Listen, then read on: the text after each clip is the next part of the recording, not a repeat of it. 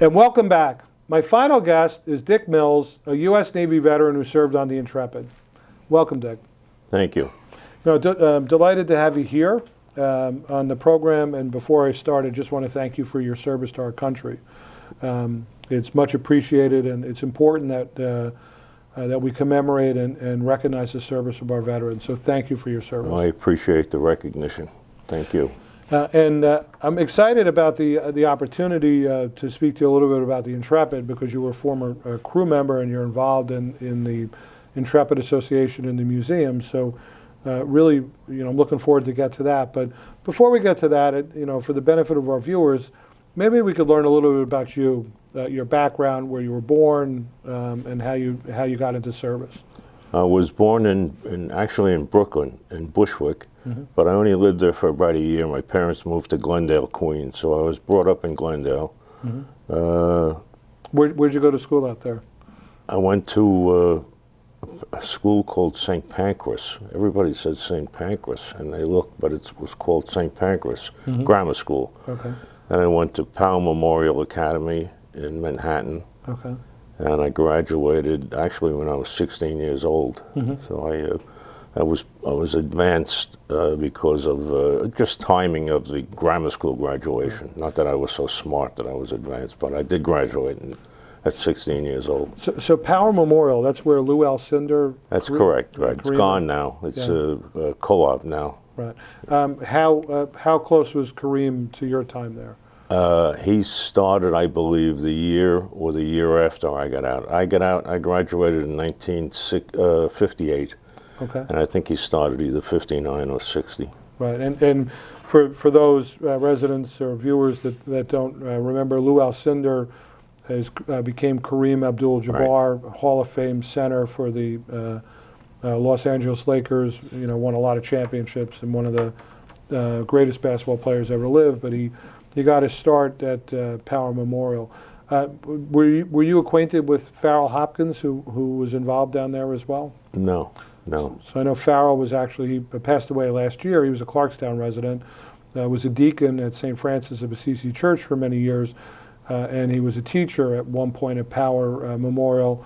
And his claim to fame was that he was Lou Alcindor's basketball coach early on in his career. Oh, wow. And he kept up with Kareem Abdul-Jabbar throughout his professional career as well. Well, he was probably there after me. Like I said, I graduated in 58, and Lou Alcindor didn't start until either 59 or 60, so he may have been teaching in the 60s when I was already out sailing the high seas. So what happened when you graduated? What did you do next, and then when did you get into the Navy? Believe it or not, I was trying to get a job. I was so young, and I looked younger also, that nobody wanted to hire me. I had high school graduation, which at the time was good, I guess. And I ended up working for a supermarket. I forget the chain. I think they're out of business. But anyway, I was sorting bottles and stacking shelves and all kinds of things like that. Then I finally did apply for a job at the New York Stock Exchange. And I was hired as a page, a runner with the shares. There were no computers at the time, so everything was done by hand, written up, given to one of us, and we would bring it to back of the booth, and the guy would call it up. It took like 10 minutes before between the time the trade was made and it hit the screen, the ticket tape. But I did that for a while, and I was on the phone there, which was a better job. You didn't have to run around as much. And then after that, I joined the Navy actually on a whim. I was with a couple of guys the night before, and it's like we were talking about going down to the beach the next day. We said, we're going to go down and join the Navy. Yeah, okay, good. I'll see you in the morning. And next morning I didn't get up right away. I really didn't think anything of it. But the two of them were knocking on the door. So we went down and we joined the Navy down at Floyd Bennett Field in Brooklyn. What did your parents think about you joining the Navy? I think they were happy, and I think my brother was most happy. My brother was in the Marine Corps. And he went through some tough times over in Korea. He was up at the Chosin Reservoir, which if you know about, I'm sure you know about what that was. So I think he was kind of happy that I joined the Navy, rather than see me have to possibly go through what he went through. Right. So anyway, nobody was upset over it. My parents had to sign me in, so sign the papers to allow me. I was only 17 years old. Right. How long? We're going to focus on your Navy career and your service on the Intrepid and your involvement with the Intrepid. But let's jump ahead. So, how long were you in the Navy for? 3 years. And then after you got out of the Navy, what did you do? I became a Local 3 apprentice electrician in the city. Went through the apprenticeship, became a journeyman, became a foreman. I was a assistant superintendent then for 2 different companies. I was a project manager for another one. And I spent 17 years in one building in Manhattan, Fisher Brothers building, called the Burlington House. And in the Burlington House, I met my wife. My son worked there for the summers. I got him a job for the summer working there. And he ended up working for a company owned by Fisher Brothers, a construction company, and he's now the, he's the senior vice president of operations, director of operations. He's number 3 in the company. So my wife and I are very proud of him. He's done well, Great. And better than I did, which is what you want as a parent. And when did you move up to Rockland? We came to Rockland, I believe, in '74. Okay. To New Holland Village at first. And we were there for a couple of years, and the opportunity came up with the house we live in now in Bardonia on Aileen Terrace. And we've been there 40 years, probably over 40 years. Wow. Wow. So I didn't live too far from you. I live down off of Germans Road when I was a kid, so I used to cut through Aileen Terrace and knew some folks that lived on that street as well. Yeah. So I'm well acquainted with it from my childhood years. So let's go back to your career in the Navy. So when you joined the Navy and you served for 3 years, walk us through those 3 years. Where did you go for your basic Well, the training? first year was down at Floyd Bennett Field, and it was like a reserve type thing. Some deal that the Navy had where you had to serve a year of reserve duty, 2 years active duty, another year reserve, and then 2 years of inactive reserve. Most of the hitches were a 6-year deal, where no matter how it worked out, you were in there for 6 years. Right. But so I only served 2 years active duty, and it's like on a Friday night, I was hanging out in the local pub maybe, or ice cream parlor, and Monday morning I'm down at the receiving station in the Brooklyn Navy Yard. I'm in the Navy, and and they had me down there. Actually, before I left, I was down at the receiving station for 2 weeks. And during that time, they had me at the front gate checking IDs of people coming in. I had no clue. You could have showed me an American Express card, and I would have saluted you and go ahead. But I finally got orders for the Intrepid, and went down there, and I was looked at that ship, and it was like a shock to me. I'm 18 years old at the time. When I got to the ship. But anyway, the first thing is they start talking. The ship is leaving in August to go to the Mediterranean, and this was early June that I first got there. So we only spent 2 months in the States, and we took off for the Med. So, and talk to us a little bit about the Intrepid, a little bit about the history. So this is the Intrepid that's in Manhattan now, which is now a museum, correct? And that ship served in World War II, correct? It did. It was commissioned in 1945, August 16th. I'm sorry, 43, 1943. So it was only in the war, half the time, but it went right to the Pacific, and it was in quite a few, engagements over there with Japanese forces.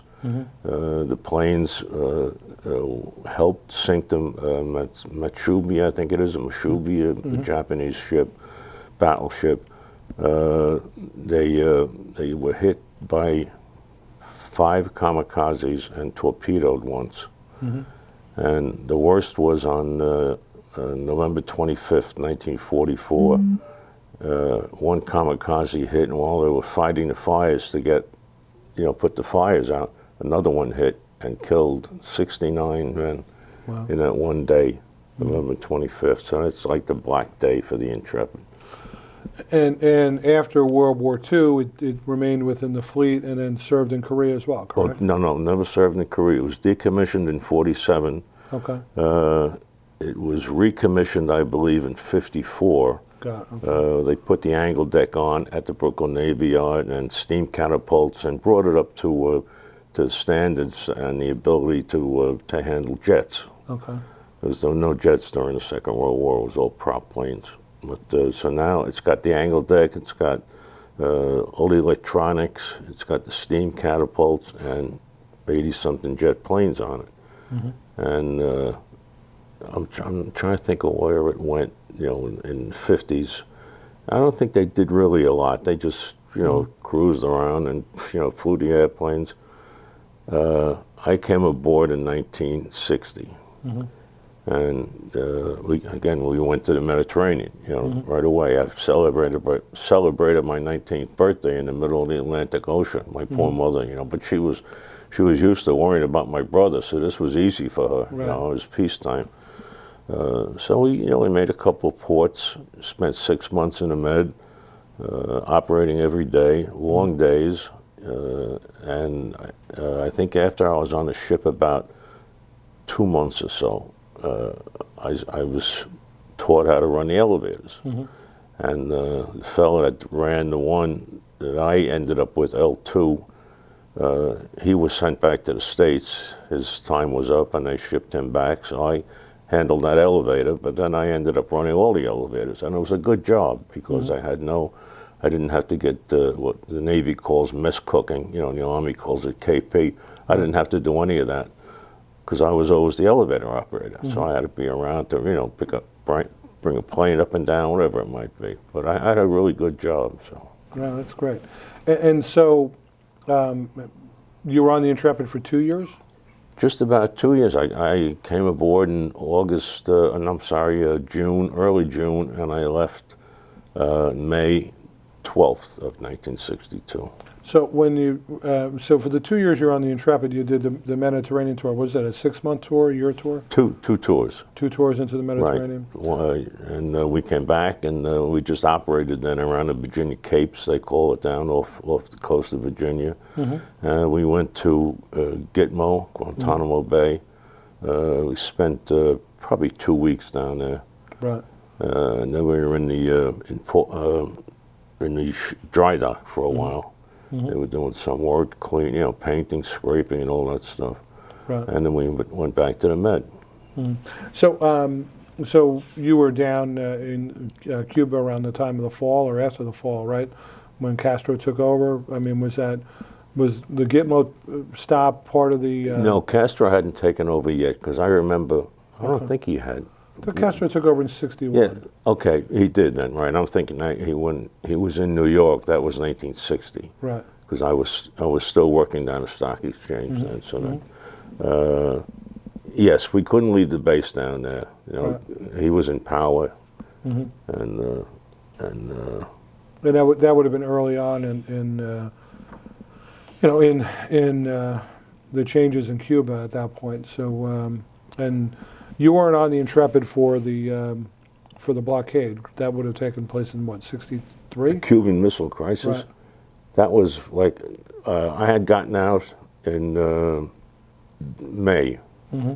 That happened, I believe, in October. Mm-hmm. I thought sure I was going back in. Right. I mean, I still had my uniform and it still fit me.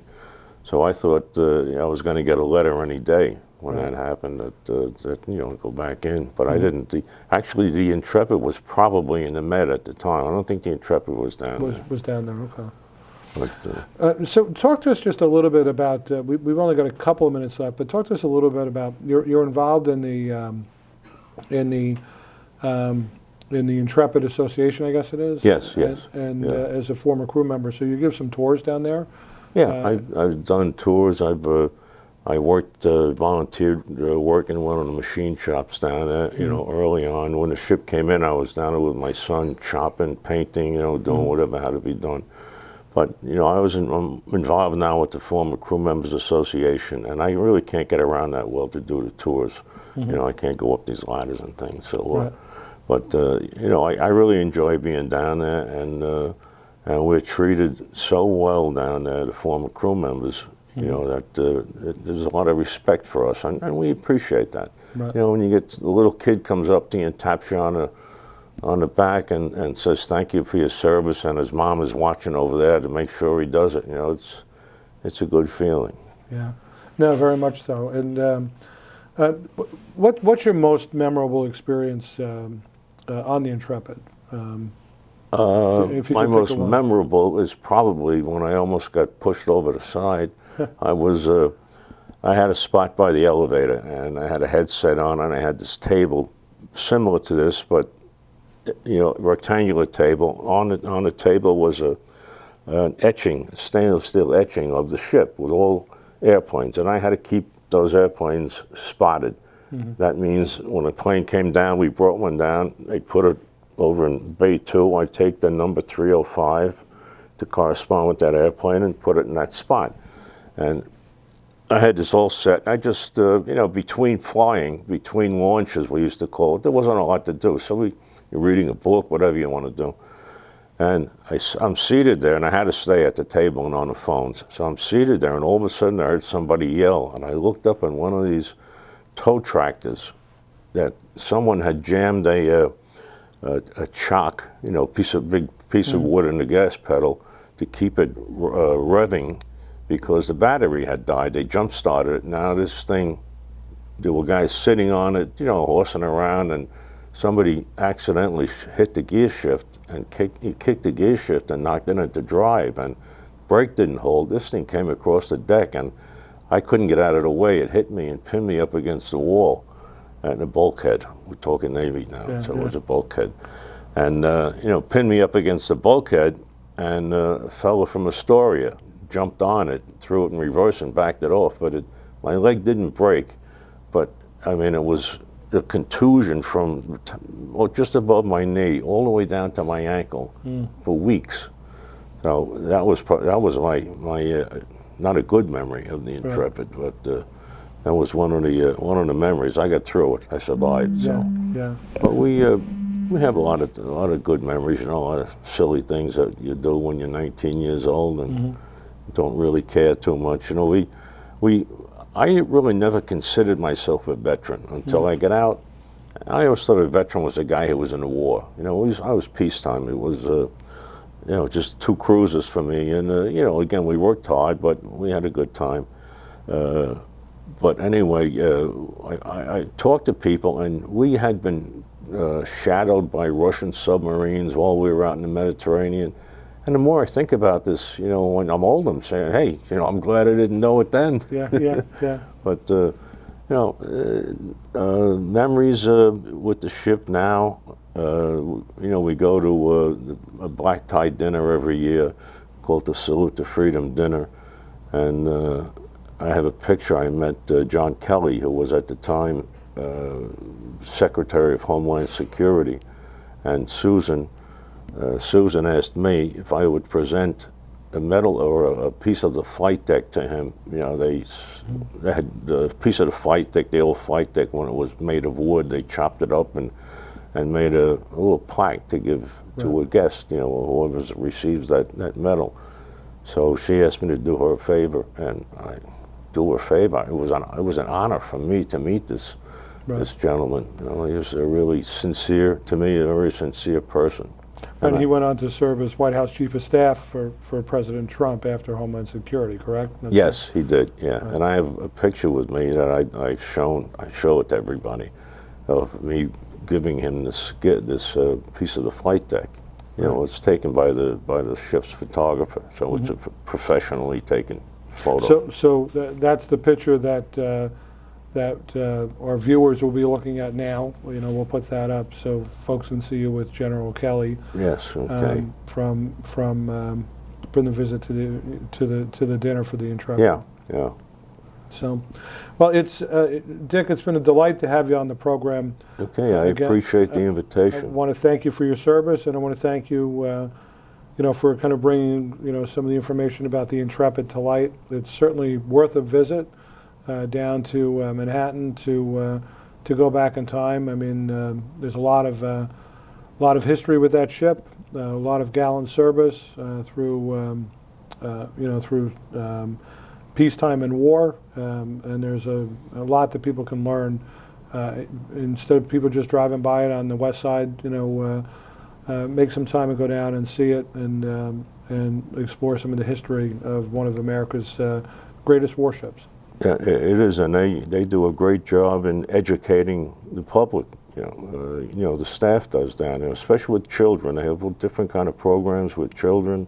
They go to schools and they make presentations to the children. They have sleepovers down there. They really do a wonderful job. That's great. Well, again, Dick, thank you for your service, and thank you for being such a wonderful guest. Okay, thank you, George. Well, stay tuned. We'll be right back.